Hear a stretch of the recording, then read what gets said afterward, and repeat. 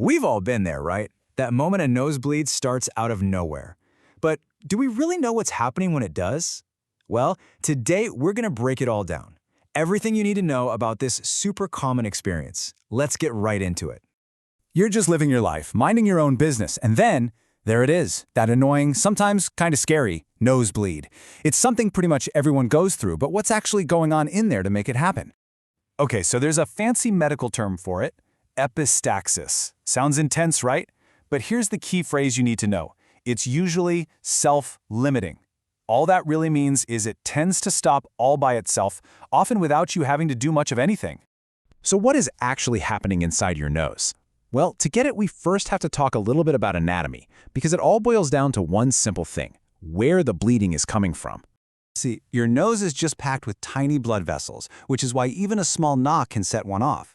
And the single most important thing to understand is that we basically sort nosebleeds into two types based on where they start: anterior from the front of the nose or posterior from the back.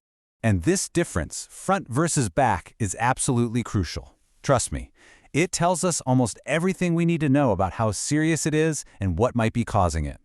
Now, here's some really good news. More than 90%, so the vast majority of nosebleeds, are the less severe anterior type. That means they're starting right at the front of the nose, and they're usually pretty easy to deal with. So where exactly is this front of the nose? Well, most of these bleeds come from a very specific spot called the Kieserbach plexus. You might also hear it called Little's area. The best way to think of it is like a busy intersection where a bunch of major blood vessels all meet up. And because it's so fragile and right up front, it's ground zero for most nosebleeds. So let's just put them side by side. Your anterior bleeds are from the front of the nose, they're usually pretty mild, and you see them a lot in kids and younger adults. Posterior bleeds, though, they're a whole different ballgame. They start way in the back, can be much more severe, are more common in adults over 40, and the blood often runs down your throat instead of out your nose. Okay, so we've got the where down. But that leads to the next big question, right? Why do they even start in the first place? The causes pretty much fall into two big buckets. You've got local causes, that's stuff that happens directly to the nose. Think nose picking, an infection, or even getting something stuck up there. Then you have systemic causes, which are about your body as a whole. This could be anything from high blood pressure to certain medications like ibuprofen, bleeding disorders, or even drinking too much alcohol. And if we zoom in on different age groups, it gets even clearer. For kids, the number one cause is exactly what you'd guess: digital trauma, a nice way of saying nose picking, right in that fragile little Kieserbach plexus we were just talking about. But for adults, the script totally flips. The most common cause is no longer a local thing. It's systemic. We're talking hypertension, high blood pressure.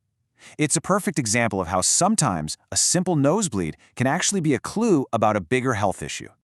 Okay, time for the practical stuff. A nosebleed starts. What should you actually be doing? Let's walk through the right way to handle it.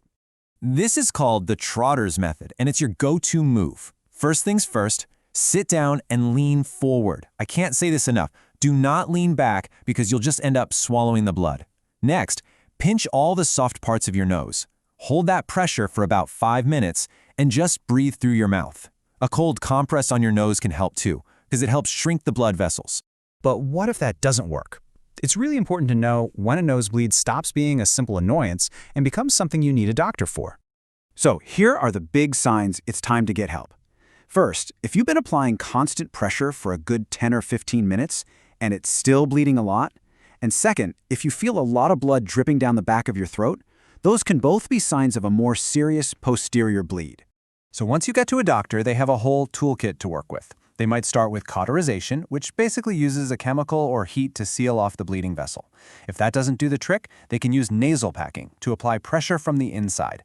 And for the really stubborn cases, the last resort is a surgery called ligation, where they actually go in and tie off the problem artery. And this is where it gets incredibly precise. For those really tough posterior bleeds, surgeons can go after one specific vessel, the sphenopalatine artery. You can think of it as the main pipeline supplying blood to the back of the nose. By tying that off, they can shut the whole thing down right at the source.